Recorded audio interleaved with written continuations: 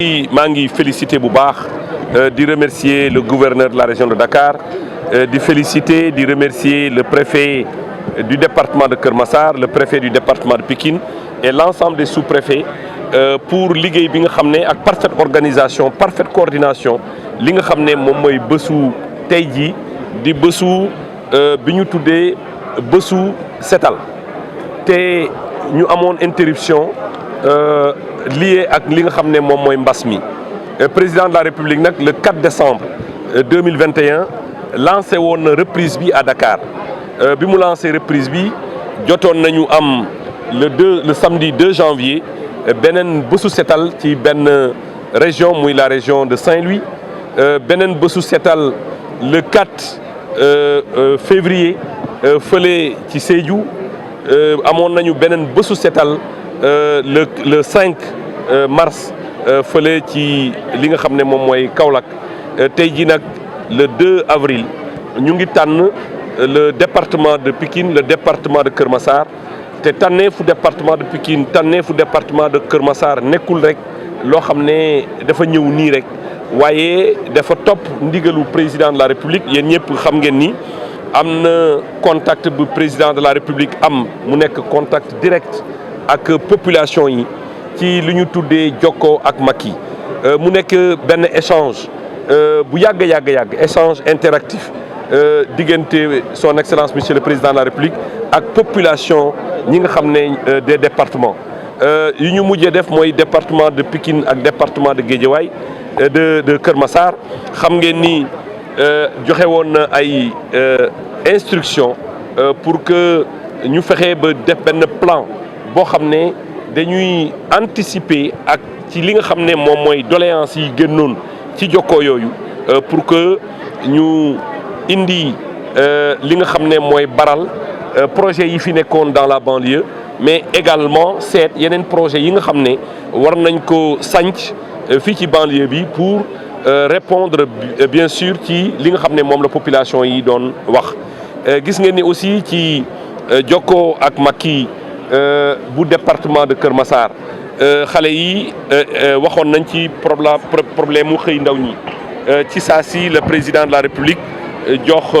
ndigal ki nga xam ne moom mooy sama naataango le ministre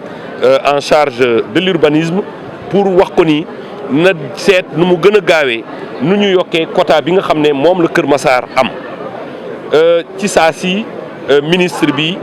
jël na ay dispositions en rapport bien entendu ak les autorités territoriales ba tey jii may wax ak yéen jël nañu lu toll nii 225 jeunes yu dolleeku ci jeunes yi nga xam ne jëloon nañ leen ci wàllu secteur de l'urbanisme ñu yokk ci lim bi nga xam ne jëloon nañ ko ci njëlbeen tey ji nag ñu ngi fii ci route de Boune nag ñëpp xam nañ ne route bu encombré la waaye damay wax ne préfet ak ñi mu àndal ñëpp maa ngi leen di wax ne fi ngeen teg seen tànk foofu la li ñu jot a gis ci li nga xam ne moom mooy désencombrement bi ñu tàmbali fii lu ñu jot a gis ci li nga xam ne moom mooy nettoiement bi ñu engagé tey dal na xel waaye nag dama bëgg a wax ni bésu setal nekkul rek bésu setal bi nga xam ne dañ koy def ci département yem ci au moment bi may wax ak yéen 44 yeneen i 44 départements yi nga xam ne mooy Sénégal 44 départements y en a deux déjà y a deux déjà y a Keur Massar et on est à Keur Massar et à Pikine donc yeneen département yëpp tàmbali nañu ñoom tamit au même moment action yu mel nii loolu nag dañu bëgg non seulement mu bañ a nekk bés bi nga xam ne bi ñu tànn mu bokk ci sunu agenda mu bañ a nekk rek bésu premier samedi de chaque mois mais mu nekk bésu boo xam ne saa yu ñu yeewoo ñu war a setal sunu dëkkuwaay ñu war a setal sunu quartier ñu war a setal sunuy commune ñu war a setal sunuy ville ñu war a reboiser également gis ngeen ni léegi reboiser nañ fi ay garab dénk ko bàyyile ko ki nga xam ne moom mooy borom kenkayri bi jàkkaarloog tali bi jël na décision toppatoo garab boobu parce que xam ngeen ni ministère de l'environnement mënul topp artère u Sénégal yëpp di leen reboiser donc il va falloir que en rapport ak ñi nga xam ne dañ leen jël ci xëyu ndaw ñi mais population yi aussi impliqué wu maire yi impliqué wu. C'est le lieu de féliciter et de remercier ki nga xam ne mooy sama naataango le ministre en charge des collectivités territoriales gis naa ni def na lettre circulaire mu adressé ko l'ensemble des maires du Sénégal l'ensemble des présidents de conseil départemental pour wax leen ni bésu setal seeni bés la warutul nekk rek bésu setal bi nga xam ne moom la ñu jàpp ci weer wi waaye chaque jour dafa war a nekk bésu setal ñu fexe maire yi impliqué wu en tout cas en ce qui concerne Mbao je pense que j'ai pris très bonne note bu soobee yàlla dinañu joxe Mbao comme commune exemple ci wàllu nettoiement ci wàllu reboisement bu soobee yàlla te fas nañu yéene aussi lëkkaloo ak commune yëpp ak département yëpp pour que fépp foo xam ne soxla nañ fa garab incha allah ñu indi ko mun naa jàpp ne bésu tey bi nekk na une réussite waaye il faut que sénégalais yi am réflexe bi nga xam ne bu ñu gisee lu tilim ñu dindi ko parce que nettoyer c'est bon mais ne pas salir c'est encore mieux nettoyer c'est bon ne pas salir c'est encore mieux nga jël ay papier nga jël mbalit nga tuur ko 2 jours après nga ñëw nettoyer ko amul benn njëriñ yaakaar naa ne UCG ñu ngi organiser wu teg ay bërëb yoo xam ne ay bërëb yu ñu réglementé la képp koo xam ne bëgg nga déposer sa mbalit mun nga fa dem déposer fa ñoom bu ñu ñëwee day yombal liggéey bi en plus camions yi nga xam ne dañuy dugg ci artères yi dugg ci ruq-ruqaat yi pour que ñi nga xam ne ñoom ñooy teyal di jëlee mbalit mi di ko génnee ci point yi nga xam ne mooy point yi ñu normalisé pour que oto mbalit yooyu mun ko ramasser. Son Excellence monsieur le Président de la République ci programme am dafa jël programme bi nga xam ne moom mooy zéro déchet mu nekk ci priorité yi mu am donc ñun ñëpp gouvernement bi yëpp jot nañu ndigal pour que ku nekk impliqué wu fi nga nekk les maires jot nañ ndigal pour que ñoom ñëpp ñu impliqué wu fi ñu nekk bien sûr en rapport avec ñi nga xam ne ñoom la ñu dénk administration bi ñu liggéey ak ñoom pour que Sénégal nekk un pays non seulement vert mais un pays extrêmement propre parce que li nga xam ne président de la République mu ngi koy def ci wàllu infrastructure méngoowul ak dëkk bu salte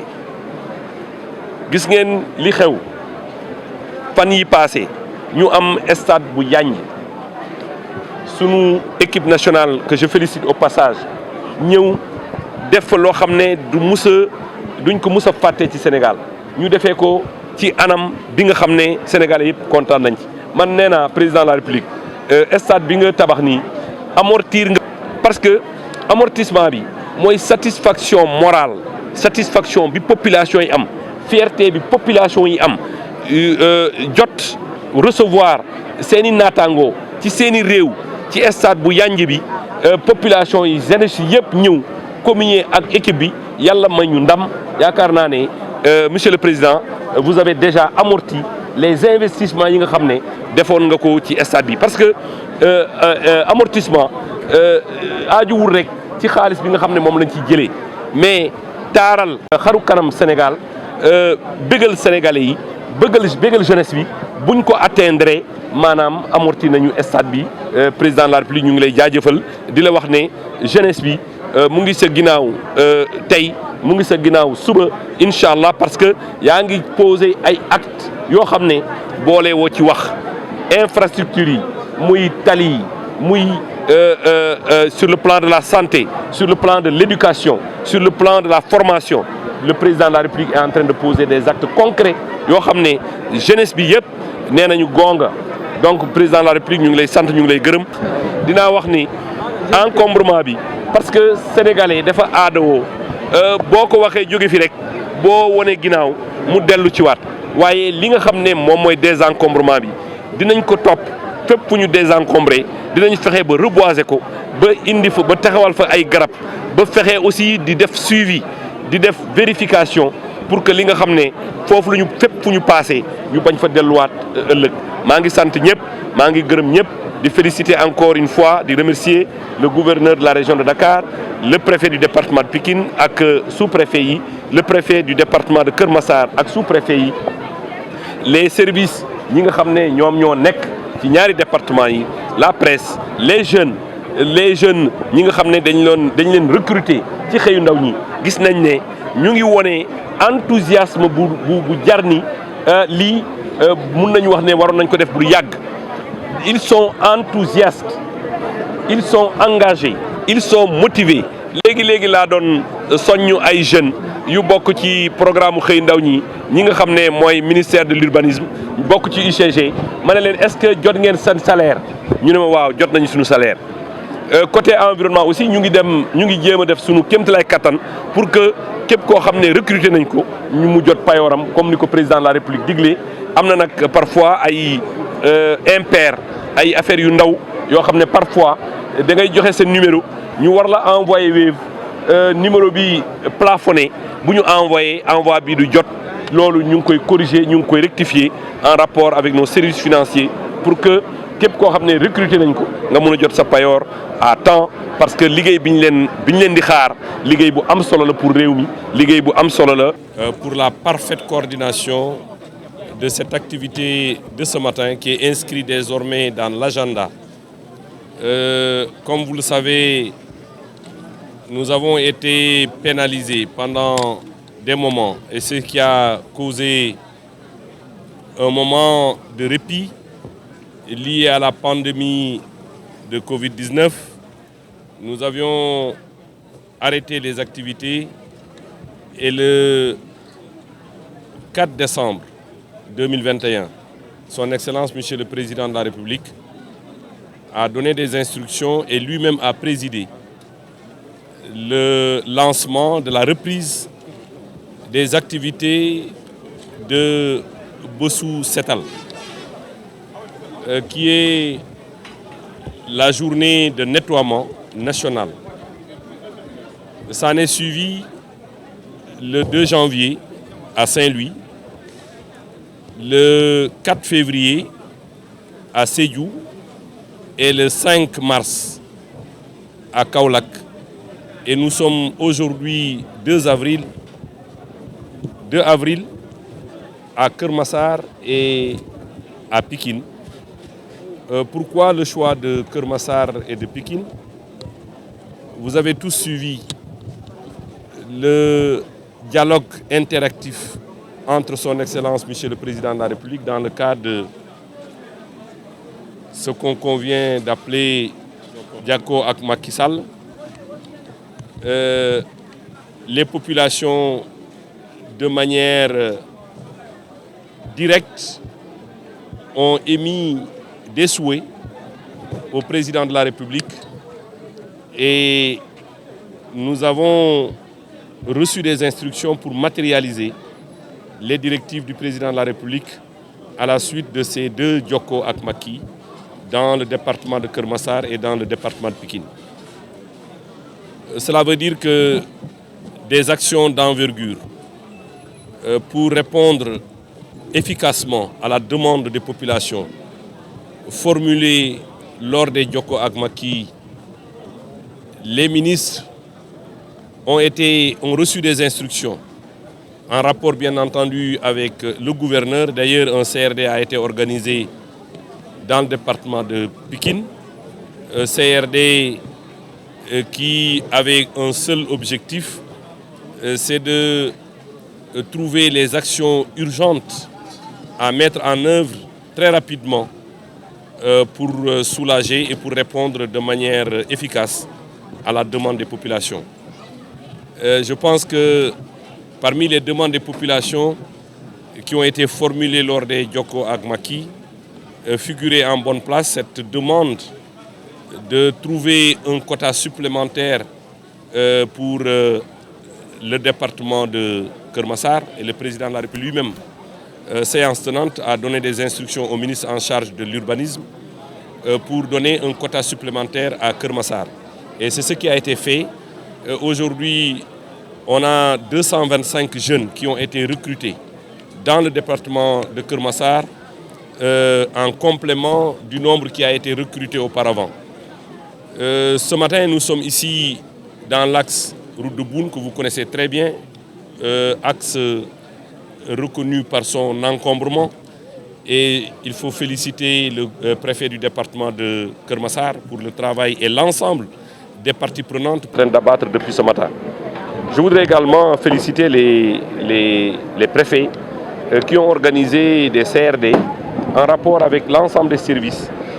pour que cette journée soit une réussite. Je pense que nous avons choisi Pikine et Kermassar. Ça ne veut pas dire que la journée elle est circonscrite au niveau de ces deux départements, mais c'est une journée nationale. Au même moment, dans les autres 44 départements, les mêmes activités sont en train de se dérouler. Nous voulons que les Sénégalais aient un réflexe de nettoyer les communes, de nettoyer leur département, parce que telle est la volonté du président de la République, de rendre les villes propres,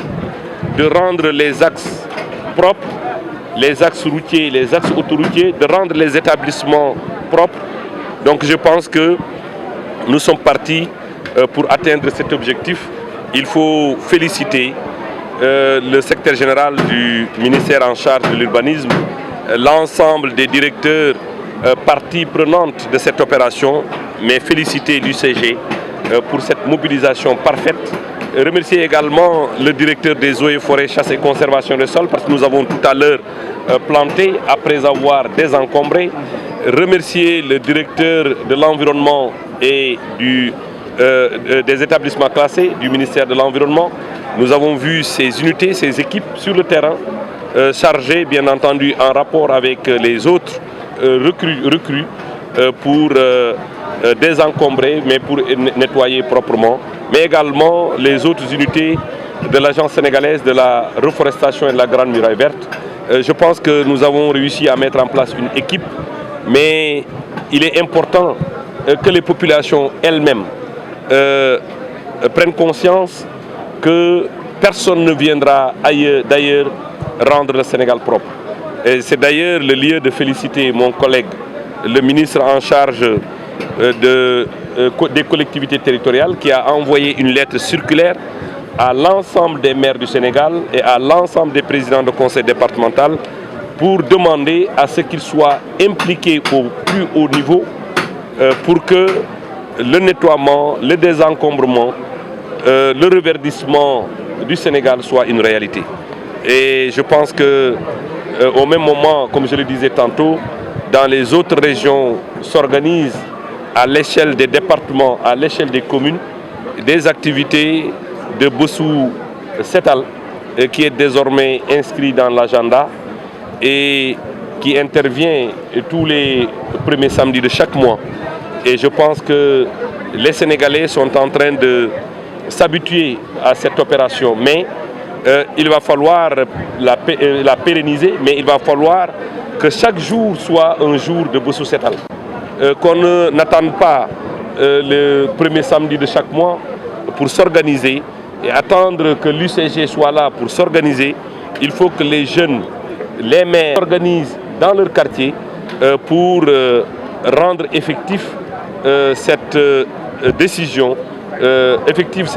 du chef de l'État, son Excellence Monsieur le Président de la République, dans le cadre du programme Zéro Déchet, un programme qui est inscrit parmi ses priorités, les priorités de son mandat. Vous savez, nous on ne va pas simplement désencombrer, mais il faut entretenir, parce qu'il faut maintenir les acquis. Parce que vous savez, les Sénégalais ont parfois le réflexe, quand vous désencombrez et que vous passez, quelques jours après, ils reviennent à la charge. Mais je pense que la détermination du gouvernement est telle que tout ce qui a été désencombré va être maintenu et reboisé pour permettre aux grandes artères d'avoir cette splendeur dont nous avons tous besoin. Et je pense que nous allons y arriver. Ce travail n'est pas le travail simplement du gouvernement. C'est le travail de l'ensemble des populations du Sénégal. C'est pourquoi je lance un appel en direction des populations du Sénégal, en direction des femmes, en direction des jeunes, en direction de toutes les organisations, pour que la mobilisation soit nationale et au quotidien pour réussir ce que nous avons appelé Bossou Setal, et que ce soit un Bossou Setal au quotidien et non un Bossou Setal mensuel. Et je pense que sur cela, nous pouvons compter sur les populations sénégalaises parce que partout où nous sommes passés, nous avons vu les populations sortir, nous avons vu les populations enthousiastes, nous avons vu des populations mobilisées et qui n'attendaient qu'on donne le signal. Et le signal est donné. Et je pense qu'il va falloir qu'on continue dans la durée, dans la persévérance, pour nous inscrire de manière irréversible dans le désencombrement des grandes artères, mais dans le nettoiement du pays, au niveau des villes, au niveau de la capitale du Sénégal, mais au niveau de l'ensemble des villages, mais au niveau des axes routiers et des axes autoroutiers. Nous avons aussi entrepris, sur instruction du président de la République, lors du dernier Conseil des ministres, qui nous a demandé, avec les jeunes qui ont été recrutés dans le cadre du programme Xëyu Ndaw ñi, qui sont dans le secteur de l'environnement, de faire en sorte que les axes autoroutiers soient reboisés, de faire en sorte que les axes routiers qui vont être nettoyés, qui vont être désencombrés, pour que ces axes soient reboisés, mais également les établissements publics qui vont bientôt recevoir la visite des jeunes en rapport avec les quartiers pour rendre les écoles non seulement propres, mais pour rendre les écoles tout à fait vertes.